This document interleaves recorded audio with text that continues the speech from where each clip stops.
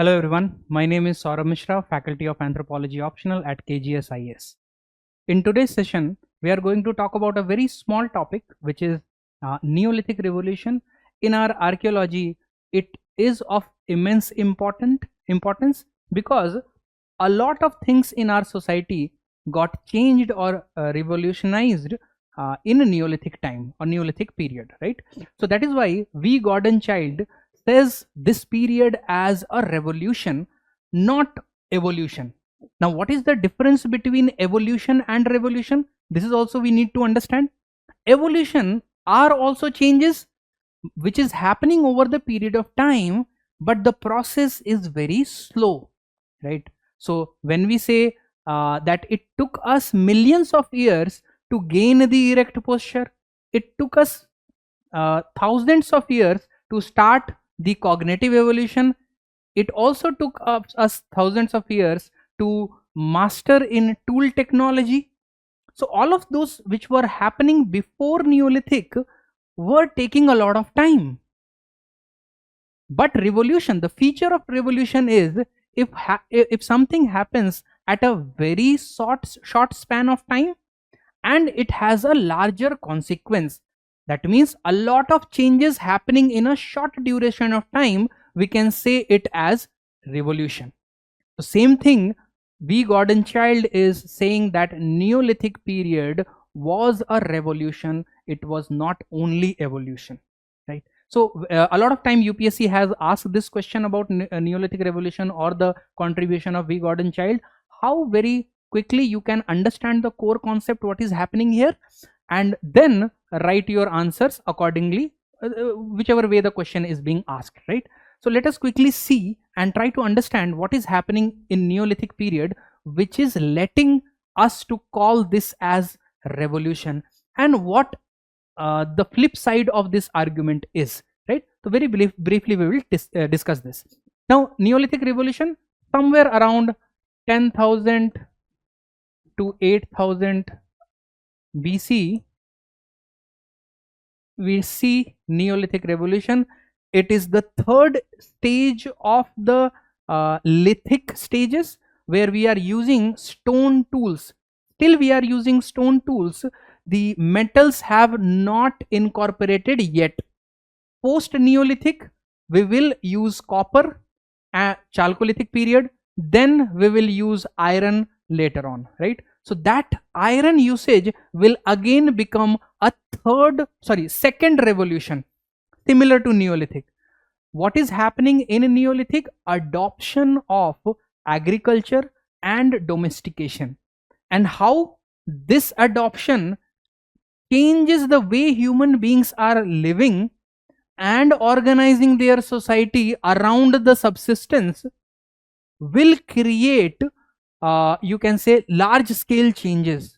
So one small change of subsistence from hunting gathering to agriculture or domestication of animal, this one shift will create a domino effect in the social structure and social organizations which we have, right? Let us look at how it is happening. So in Neolithic, what has happened as compared to the Paleolithic and Mesolithic? The tools are getting evolved, right? So the stone tools are getting much better. It is the one line of understanding.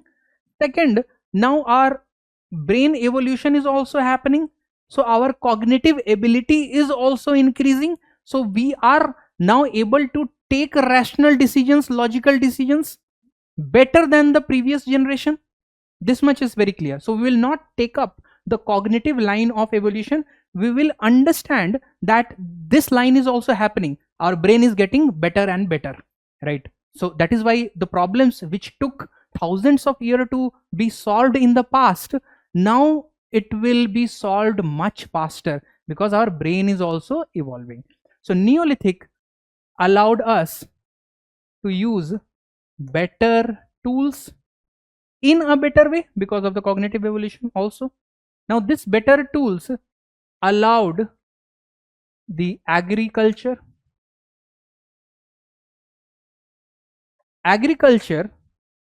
So agriculture, if you use better tools, the output of the agriculture will improve.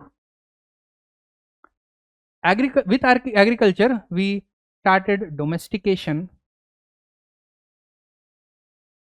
of animals. So agriculture, better agriculture, so to say, domestication of animals is leading to what? Will increase the surplus in the society. Surplus, economic surplus will increase. So we earlier, the egalitarian society, which were subsistence in nature, that whatever we are generating or gathering, we are consuming it, not storing it for future use. But when you become a food producer, you will start storing them as well. So in society there will be surplus. Now you will be able to cater to a larger population as well.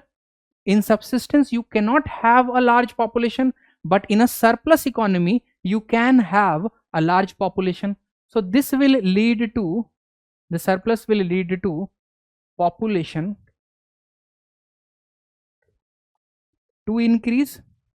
Population will increase. Now suppose if the population is increasing, so not the entire population will be involved in agriculture. So some of them will try and explore other economic activities as well. So this will lead to economic diversification.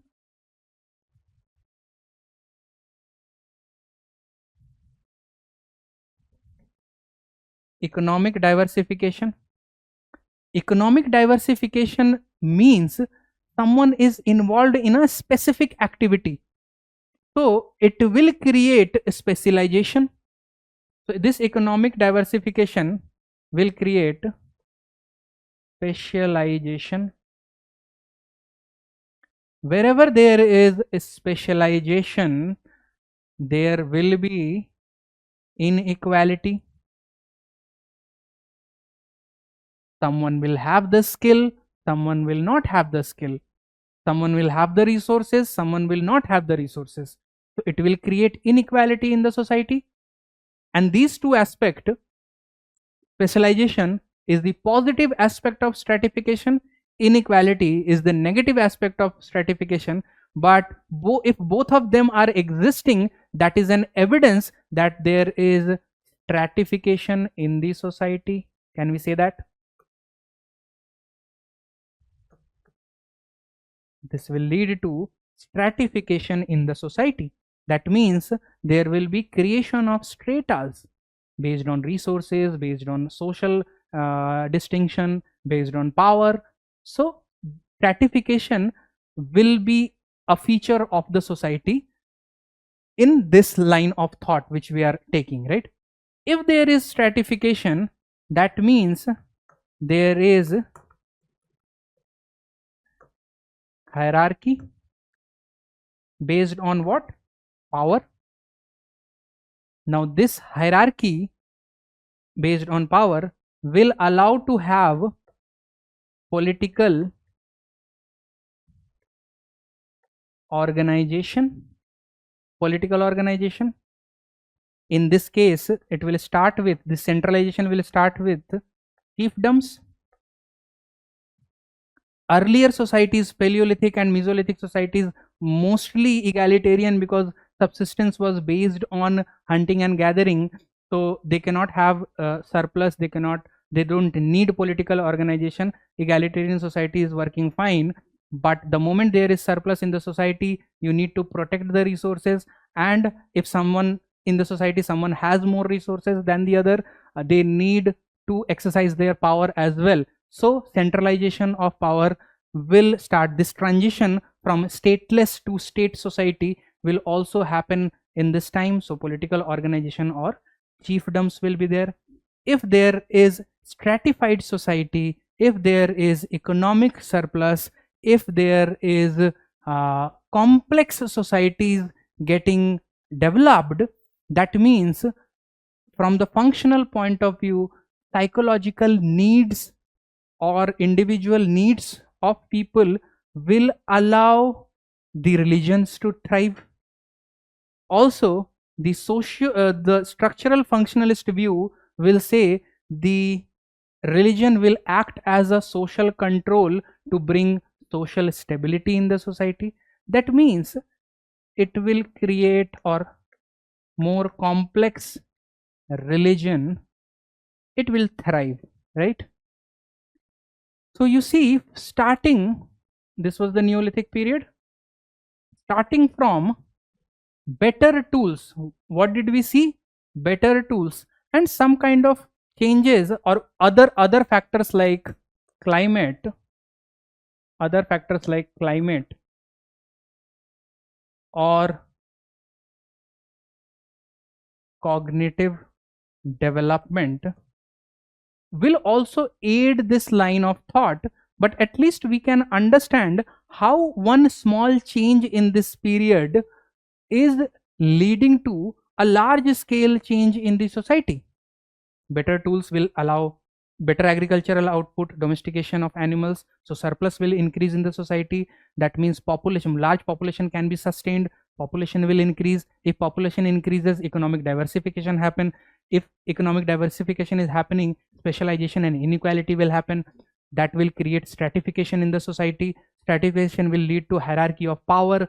This will lead to political organizations like chiefdom, and eventually religions will also get complex and utilized, right? So the entire social structure immediately has changed into a complex society, from a simple hunting gathering society to a complex agricultural society. That transition happened in a Neolithic period. That is why V. Gordon Child calls this period as revolution.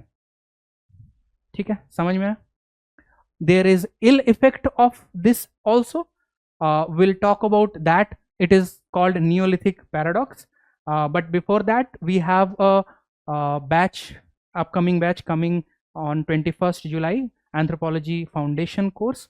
Whoever is interested in taking Anthropology optional, requires any kind of support, we have a most comprehensive foundation batch at the most affordable price. So you can scan this code, go to our website, see the course features, and if you are interested, register as soon as possible.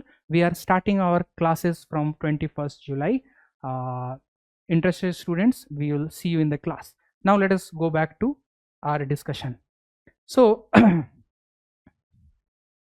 with Neolithic revolution, we spoke about the positive changes, but there are negative aspects of this also. For example, Neolithic, if you talk about Neolithic paradox, what did we say? We said that because of the changes in agriculture or domestication, the population increased.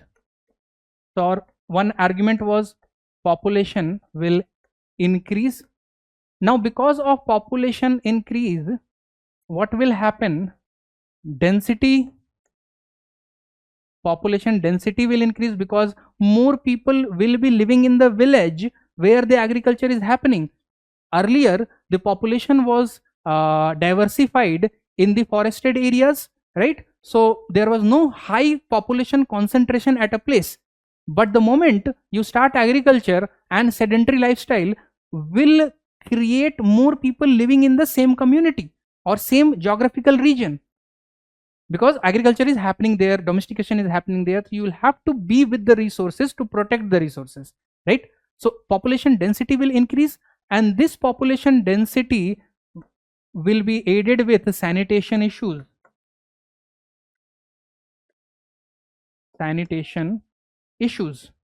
This will lead to infectious diseases,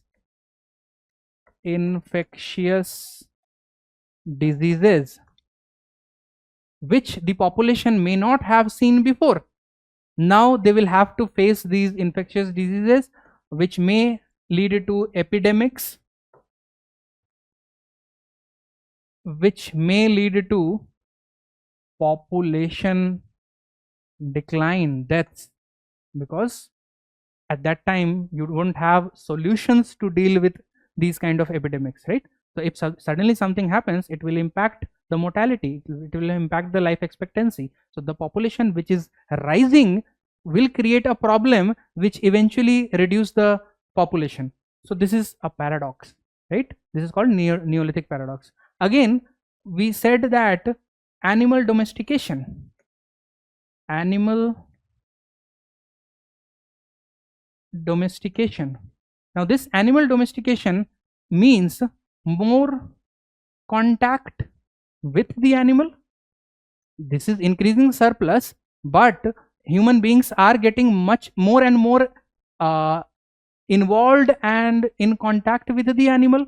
So this may lead to occurrence of zoonotic diseases. Zoonotic diseases. If you are in constant contact with animals, some viruses may spill over from animals towards human beings, for which you may not have the immunity.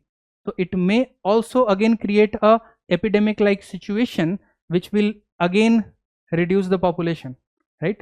So anything which is happening, you should not only see it from a positive lens always. There may be positives, but also there may be negative impact of that also. So when you are writing about Neolithic revolution, you explain the flowchart. I have explained it in a very short flowchart. When you are writing each and every you can say step as a separate point, it will create a long answer, right? But before ending your answer, you must talk about Neolithic paradox as a criticism. Also, you can talk about various thinkers who has criticized that we should not call this as a revolution, because even for something which is happening over a 2000-3000 years of time, that is not something you call revolution. Revolution is a much shorter period of time, right? So we understand that as compared to Paleolithic and Mesolithic, Neolithic period is smaller time frame, but that smaller time frame is also thousands of years, right? So we cannot call that as a revolution. That is the criticism. Again, when you are writing an answer, you should mention these kind of criticism as well, that we get what Gordon Child is trying to say, but the term revolution is also something we should avoid.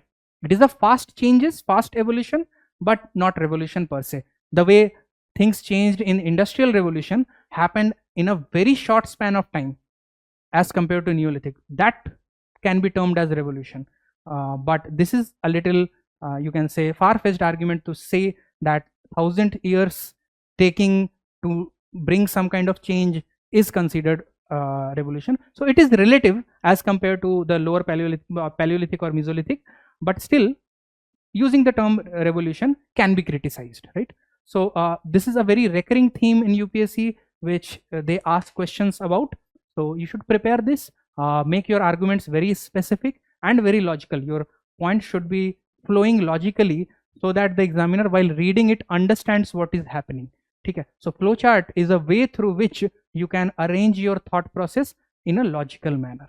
So I hope these kind of videos help you in your preparation. And again, if you are someone who is looking for a anthropology optional foundation course, we are starting our batch from 21st July. So if you are interested, you can enroll yourself. We'll see you in the class. Thank you so much.